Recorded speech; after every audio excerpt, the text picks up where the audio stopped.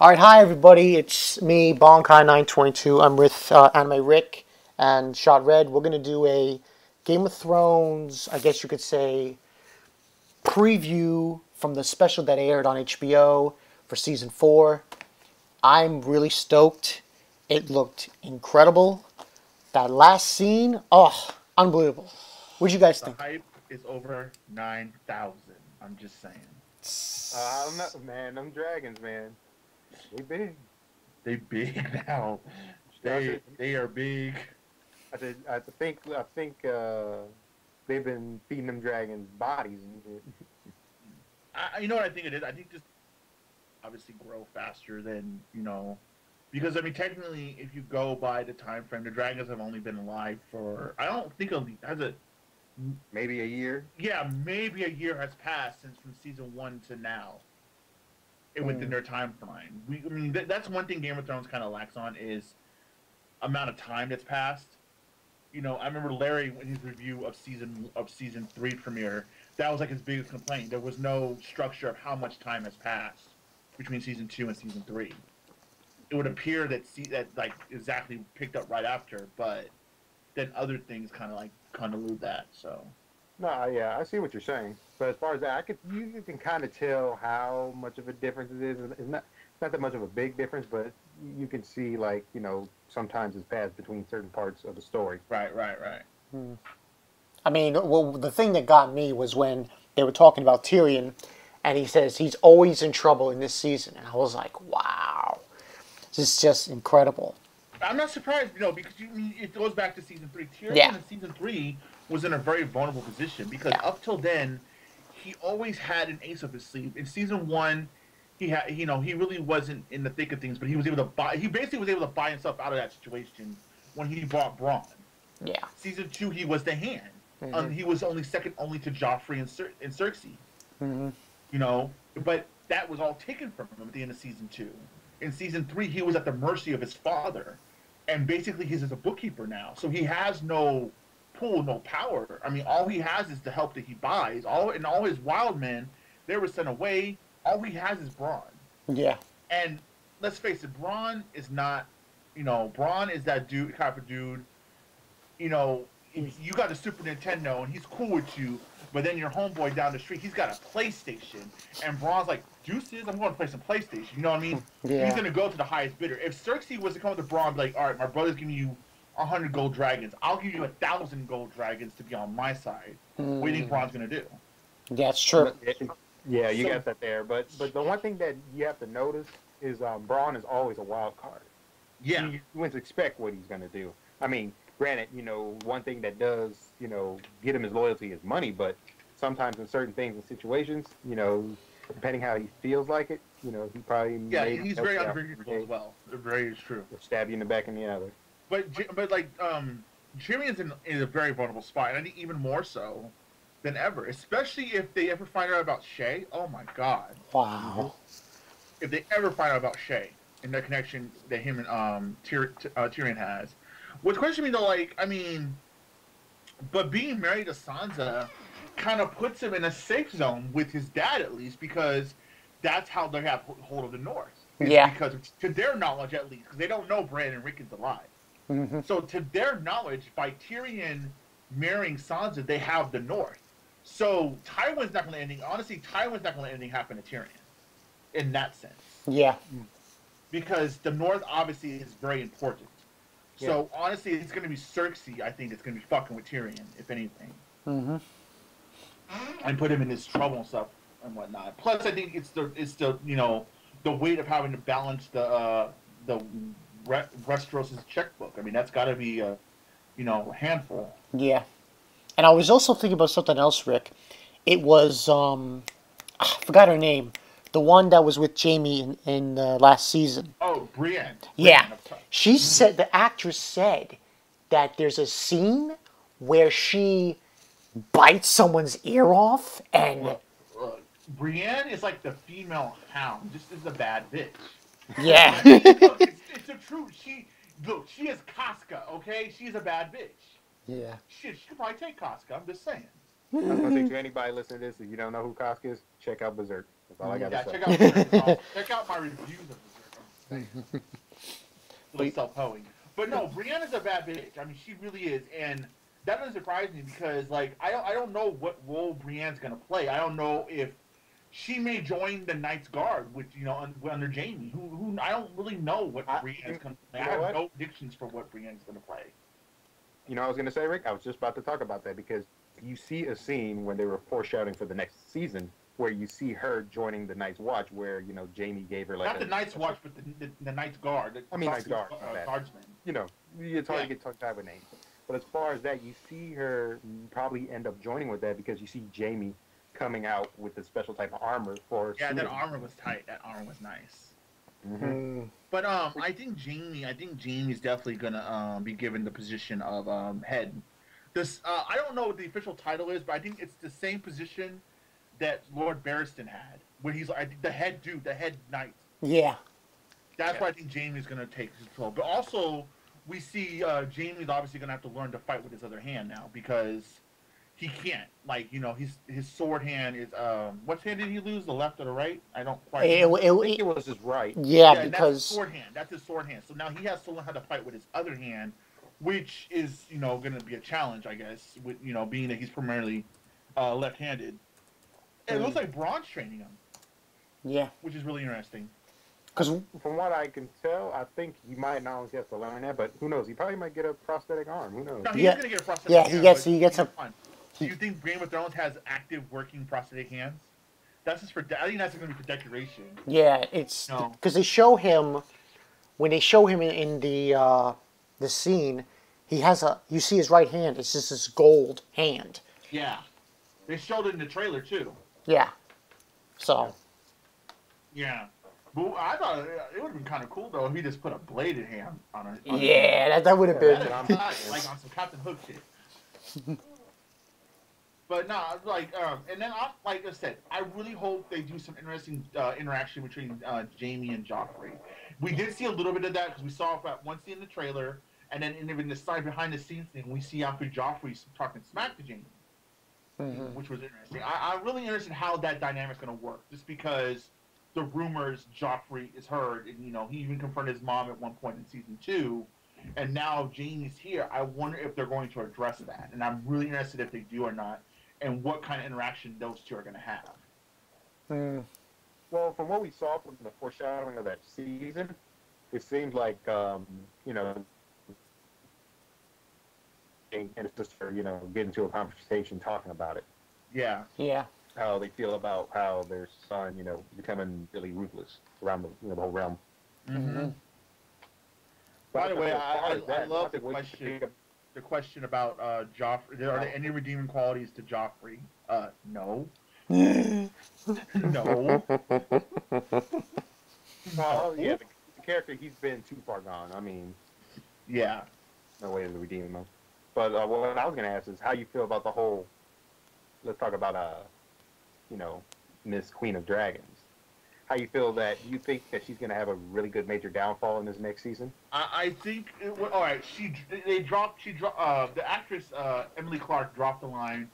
Supposedly, with her taking liberating all these towns, she didn't put the leadership into place. Like, I mean, you can't put a bunch of you can't liberate a bunch of savages and expect them to form their own civilization.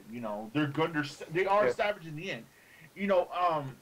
All right, it's a similar situation to the war in Iraq. We destroyed their government. We can't just, walk away and you have to. It would explode.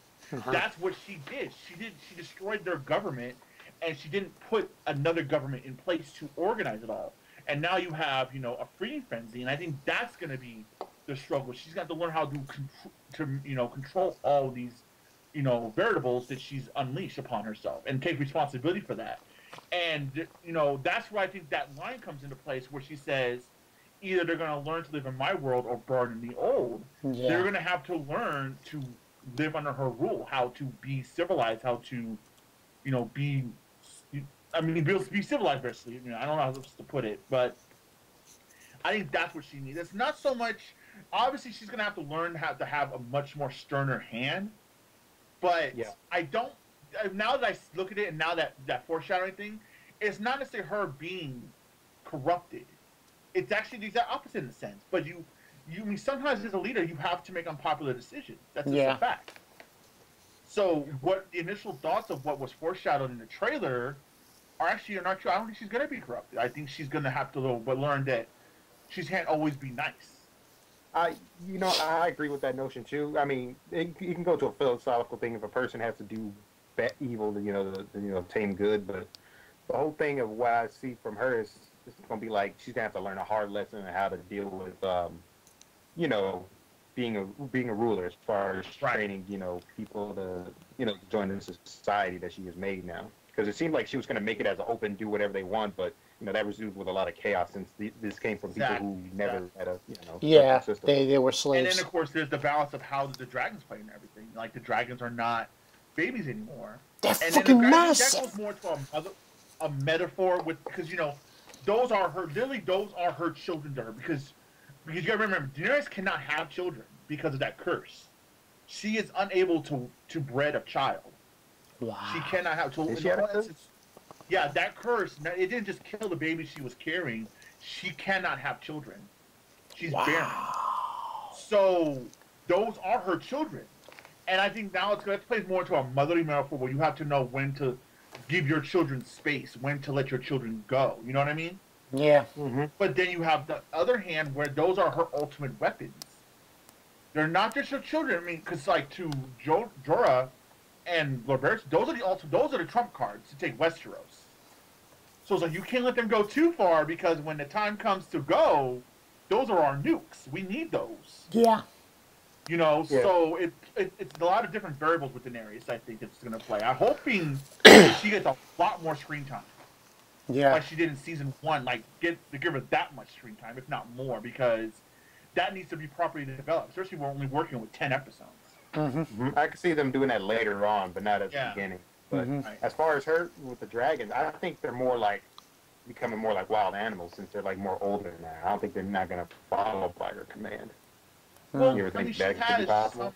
I think it's more of a mental link kind of thing. I mean, obviously they're not her slaves, but I think she has some sort of mystical connection with them. So, but I mean, you're right. I mean, I don't think they're like she has complete control over them, but they listen to her to a certain extent. Because she can speak their language as well. I mean, throughout, for the whole thing of mythology, dragons always have been not the nicest creatures of all. They ain't the ones that always have to listen or whatever. They always had the term of, being evil. Yeah. Yeah, it depends. Like, I mean, dragons, they're in stories, they're particularly evil, but I don't think they're, most stories, they're like, either they're like the source of all magic, because, I mean, magic or mystical or something like that. They're the most mystical of mystical animals next to unicorns. Yeah. Because if you do notice, too, when the dragons were born, that's when all this magic stuff with the Lord of Light and Melisandre and everything started to right. Don't forget the what was it talking about when they were looking at the stars or the moon, they said this is like the right time when all the magic was starting. The White Walkers started marching, so that's gotta be more than just coincidence. Yeah. In my opinion. Let's talk about Arya. Oh my god! I mean, she was looking pretty badass there. Oh, my favorite character. Dude, she was looking pretty badass. I'm just saying. I mean, they didn't deviate. They didn't touch on too much. Arya, in my opinion, Arya is in the worst or most vulnerable, worst spot than even Tyrion, because she has no goal at the moment. Her goal was taken from her by the death of her brother and mother. Yeah. She has nowhere to go in the world. She has no place in the world. Obviously, she could be looking at a way to get to the Jaqen, I believe his name was. The man who gave him the coin in season 2. Yeah, I have a feeling that I see her going after those people to a certain extent for like revenge, like the people who were at the wedding and were, killing everyone and so on and so forth. Yeah, Lord Boris. I could see that happening with her doing. Yeah. But I feel for Arya the most. I really do. I mean, to have your family destroyed. I mean, even if she knew her sister was alive, I don't think she would want to go. I don't think she gives a fuck about her sister. I think, to Arya's eyes, her sister is a traitor. Yeah. because she doesn't really know what Sansa has gone through. And the last memory she has of Sansa is like, oh, I want to marry Joffrey. I love him so much. You know, and everything. So, I mean, I don't know. I take back what I said. I don't think she would outright kill Sansa on sight, but I don't think she would give her a sisterly welcome as well. I was gonna say, Rick, as far as I agree with you as far as her, as what type of what the mindset or what she's thinking, what happened to her family. I definitely feel her as far as the most, but as far as the situation she's in, I don't think she ain't the worst compared to Tyrion. I mean, as far as she knows, but at least Tyrion has a place in the world. Sansa does. Arya doesn't. I mean, he might have a place in the world, but she can always, do her own. It's like the whole thing if you want to start a new life or whatever, or do her own thing. But as far as what her focus are, she's more going out for revenge, and that's why she's probably going to go around and probably learn, from what Jock and as far as learning that, probably be in that special guild, because it looked like he was like an assassin. Right. I feel for her. I feel for her. She has no one. She's with someone. She still hates the Hound with every fiber of her being. She just tolerates him because it's to her. He's a convenience. Yeah. And I mean, obviously, maybe the Hound will teach her a couple tricks with the sword. I'm curious how she's gonna get a hold of Needle again. I mean, that's gonna be really cool. Does she know that John's a part of Night's Watch? Yeah, she does. Yeah, she does. So she could go there too, but she was going to go to the Night's Watch when, remember? Yeah, she wouldn't welcome though. That's the only problem. But I think John's going to be running things. Yeah. I do. I think John's going to run. Speaking of that, since we had to talk about that as far as she knowing of what happened to her family, I want to know how would John react. That's true. He would probably. He was ready when he heard that Ned was beheaded. He was ready to join Robb. He was ready. Yeah. No. So,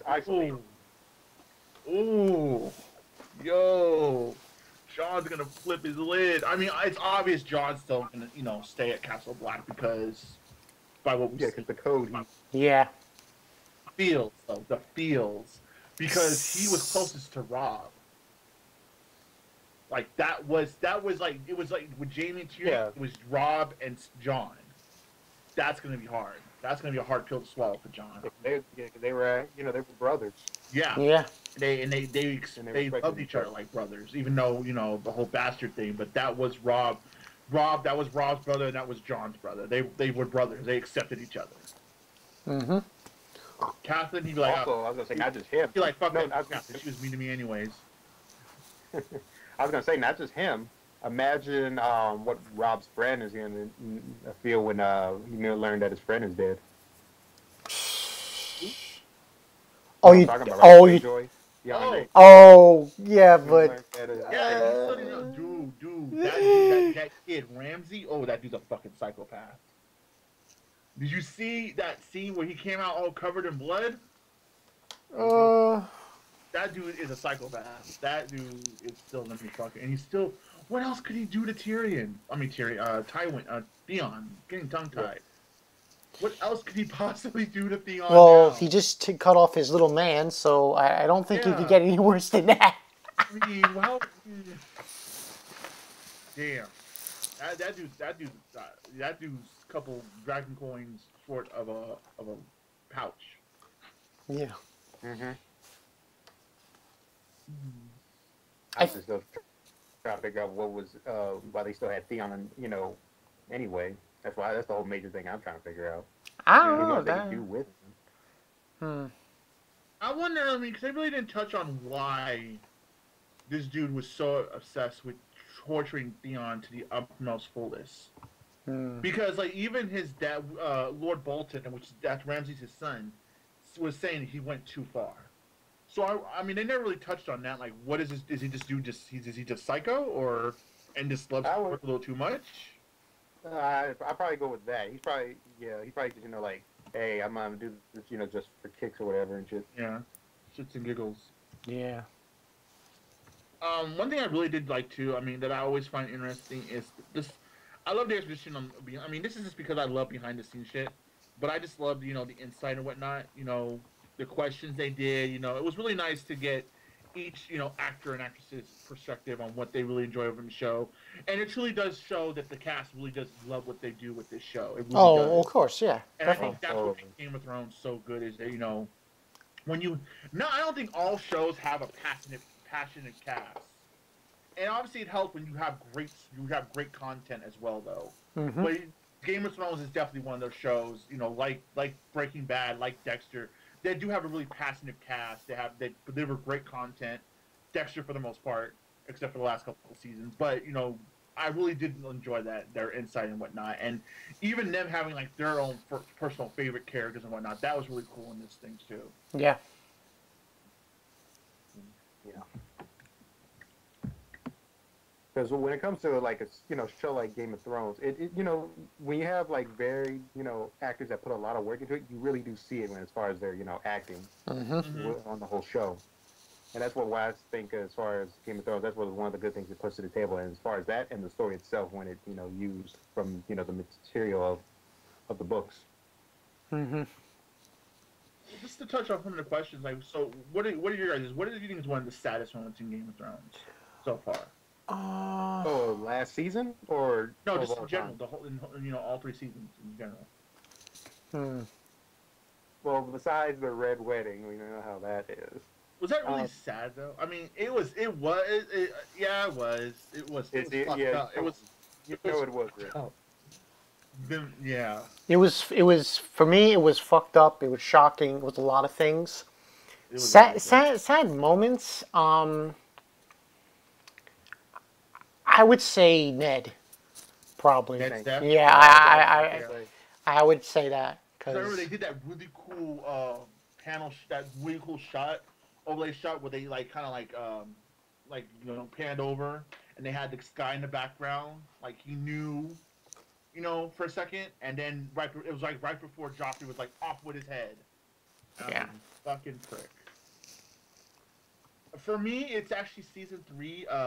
When Arya finds out that the individual in the Brotherhood without banners can bring back the dead, and they're talking about Ned, and Arya very mostly like, can you bring back someone who's lost their head? Just the whole vibe with the music and her tone and everything, it touched me. It really did because it mm, showed that still haunts Arya to this day. The death of her father. mm, That touched me. That really did. And then with the Catherine's in at the red wedding when she's begging for her son's life. That was yeah. sad. And Mhm. that fucking I can't watch Harry Potter the same way anymore. Oh I my really Maybe can't. god! down or gone up in the world. Oh, that dude. Every time I look at his face, I just want to. Oh, but that really touched me, and it's the fact that he showed no remorse and no fucks were given, and that was sad. I mean, I honestly I think I felt more for Catelyn than I did for Rob. Hmm. Even though like what happened to his wife and everything, but it was Catherine because I was like, it was such a downward spiral for her that entire second half of the second season up until that point. I would have said maybe in the later seasons since season one because you already know, or no, a little bit more earlier because what happened to her son and how Yeah, this but all got she's started. still like, I mean, season one she kind of, with the exception of losing Ned, she was on top. I mean, she was safe. I mean, and then season two, for the most part, the Starks were doing well. They were winning the war Yeah. up until she fucked up. Hmm. From that, I'm talking about her from that point to all the way there because you know how many things have Yeah, happened from the moment as far as they her let son Jaime being go fuck crippled, up and let Jaime her husband go. being dead. She still don't know that her other two boys are probably dead too, and not only No, that, she seeing did find out. No, she did find out. That Theon killed them. Well, supposedly that Theon killed Yeah. them. yeah. Theon killed him. So like by season three, she knew. Like so to her, all her children except for Rob were gone. Were dead. That's the point I was talking about. I mean, like, but just thinking back on the season two when she made that decision, that was so stupid. Hmm. That hmm was so ungodly stupid for her to make that choice. I was gonna say, as far as a sad point, another sad point is more of a personal. As far as a certain somebody's character, it's going. Yeah, it has to be with Jamie. Oh yeah, I mean, definitely. when first, Oh, like, when we learned the truth, when I when first he learned. knew Jamie, besides him doing what he did with his sister, what happened to was it Braun or was it Brant? One of the Stark sons. Uh-huh. Was the whole thing. I thought he was going to be more of a smug, very smug type person, fighter who could fight like, very smuggy like Littlefinger. But when you start learning more about his character and what he did, and why he always had the name of the term of the Kingslayer, you actually understand more of a deep, character thought about him. Like, this guy is more than what he seemed to be, but he was always, you know, shunned or talked about because from what he did in his past. Oh yeah, definitely. And what's funny though, actually though, it's not revealed in that detail, but they actually tell you know that Jamie did it for just reasons in season one. It's actually the scene. Do you remember the scene where Robert, Lord Barristan, and they're going over war stories? Yep. And Robert asks Jamie to come in and tell him that one. And then he asks him about how he killed the king. And you gotta remember, he said what the last words the king said were "kill them all." So right there, that was the hint that it wasn't like for an unjust kill. And of course, we get the full exposition and everything in season three, which that totally just put Jamie's character in a new light. And then it kind of literally, if you think about it, it was almost like a face turn in wrestling because from that point on, he was a nice guy. Like Yeah, he was. he had Green's back. He was still a cocky son of a bitch because what's funny is that the dude kept telling him, "You can't keep relying on your dad's money," and he kept doing that. Yeah. Like he actually did that. Exactly what he did to get Brienne and himself out of there. Brienne out of there when they were fighting the bear. He's like, "Do you really want to, anger my dad by killing me?" Well, for that, I don't think he wasn't too much. I don't think he wasn't thinking of relying on that. I think he got too clever. You understand what I'm saying? I get it. Yeah, I get it. Because that would be more of a position of what Jamie would. I mean, no, not Jamie. His name. Who the emperor right now. Fuck. I forgot his name. Who? I'm thinking of his son. Jamie's son. Oh, Joffrey. Joffrey. Yeah, that would be something more what Joffrey would probably rely on more compared to him. Mm. Yeah. But I mean, overall, this is definitely, in my opinion, going to be the most important season of the entire series. I really do think that because everything that's happened in season three with the Red Wedding, the Starks pretty much, being taken out as far as like an actual power. Because yes, we have the Stark children, but are they a power now? No, they're not. No. Yeah. With the exception of Sansa being, being the quote unquote assumed heir of Winterfell, they're not a power. So this is actually the whole landscape, if you think about it, has changed. Mm. And I think where this goes from here is this is going to be the payoff of all this buildup. Is going to be this season, I think. Yeah. My question is this: I'm wondering, after this season, how many more seasons HBO is going to go? Because I can see them doing the book after Sword of Storms and maybe one more. But there's only two more books, and I think what they're gonna do is I think they're gonna do those books because hopefully by the time they do a Dance with Dragons, the Winds of Winter will be out. But this guy, I mean, this George R. R. Martin, he really goes at a Tagashi pace. Where he takes years. Look, one of I believe it was Melina Pendulum. By the way, she has an awesome channel. If you guys don't know, yeah. She told me about the wait between the Clash of Kings and Sword of Storms. Sword of Storms was like 15 years. Oh my God! It was such a long wait. Like, and even like the book Game of Thrones and Clash of Kings was like 10 years. Shit. And he's picked up pace now. Like, he's not that slow. But honestly, like, I respect George, though, if you can, because you don't want rush, especially with this kind of series, you don't want it rushed. No. And just because, he has a very successful TV show, HBO has always said, okay, we understand we're not going to be able to finish the entire series because he won't have the books done in time. Which is why I'm actually down with the movie thing. Depending on the side, honestly, though, what I'm hearing with the important Winds of... Because the Winds of Winter is going to obviously be the setup for the finale.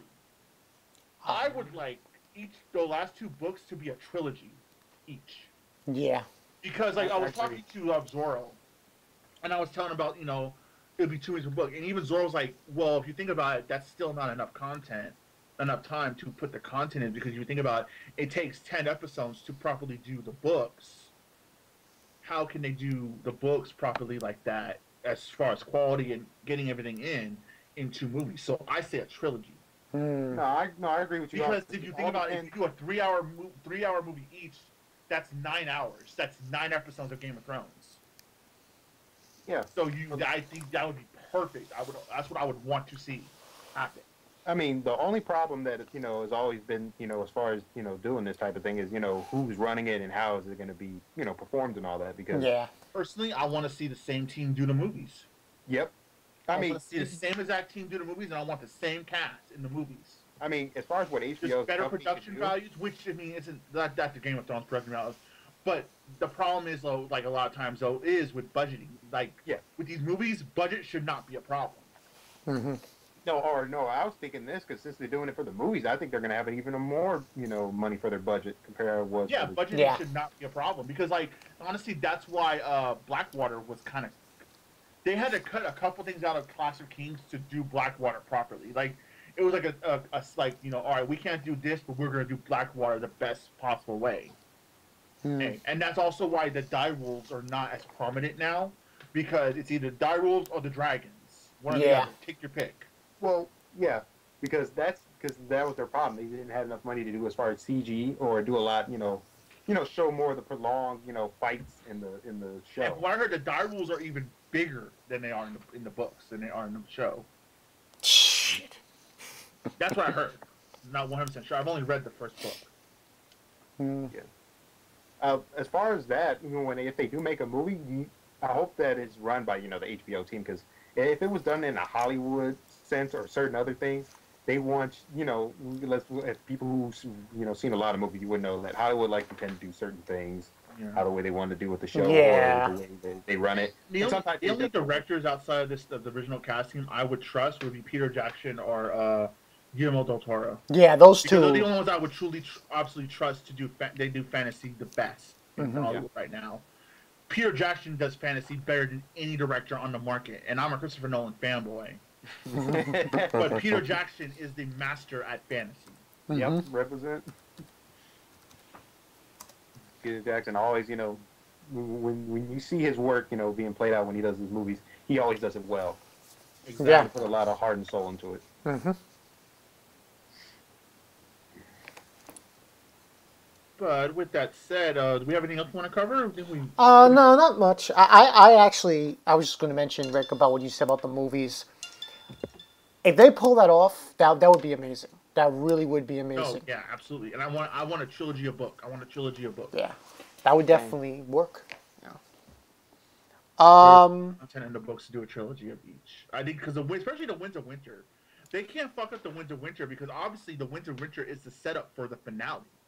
Which I even question the way things are now. Is everything gonna be able to be wrapped up in 2 books the way everything is now? Mm. I really do question that. So, Hmm. but I think we would have to ask a book reader. Who knows? So that's the story, people. Bonkai 922, Anime Rick, Shotred. Those are our thoughts. I said a few things about it. I mean, this seems to be from what I watched with that preview, with that special, seems to be probably the most ridiculous season of Game of Thrones. Absolutely. Like completely. I think it's gonna be the most interesting one. I think it's gonna be mostly a favorite to a lot of people. Yeah. Season was probably gonna be going on. So this should be great, people. Tell me what you guys think about the video, your comments. What are you hoping for this season? So on and so forth. All I know is that was one mean-ass dragon I saw at the end of the preview. Also, the foreshadow 15-minute special is on YouTube, and I'm sure Bonkai, when he uploads this, will link it in the description below. Yeah. It's on the Game of Thrones official YouTube channel page. Yeah. So definitely check it out. It's a great watch. It's a great watch. It really is a nice full insight watch in 15 minutes. Yeah. They packed a lot of stuff into it for 15 minutes. So yeah, you guys can do that. I'm Bonkai922. See you guys later. You guys sign out. And Yeah, anime break here. Berserk chapter reviews will be resuming. Also, a new manga series will be also premiering on my channel this week. Stay tuned for that. And then I also have some other projects that will be being worked out in the works. So yeah, stay tuned. All right, that's it. What's up, everybody? This is Shotred. Just a local guy and guest on YouTube. Don't make videos, but always put my 2 cents in there. And always, I always love to have fun and get into these certain discussions. And with that, people, peace out. yep, that's the story, people. And if people are wondering if I'm going to be reviewing Game of Thrones, I'm probably going to stick what I've been doing, the Afterthought live streams. So in April, I'll start those up again. I don't know how I'm going to handle doing live streams during that time, but it's probably just going to be 2 a week. My Tuesday thing and the Sunday thing. So yeah, I'll see you guys later. Real quick, though, I will be reviewing Game of Thrones episode by episode. It's going to be quite a challenge, but I'm looking forward to it. But I'm also nervous the same way. So yeah, Anime Rick will be reviewing Game of Thrones episodes for season 4. Okay, so we'll see you guys later. Peace out.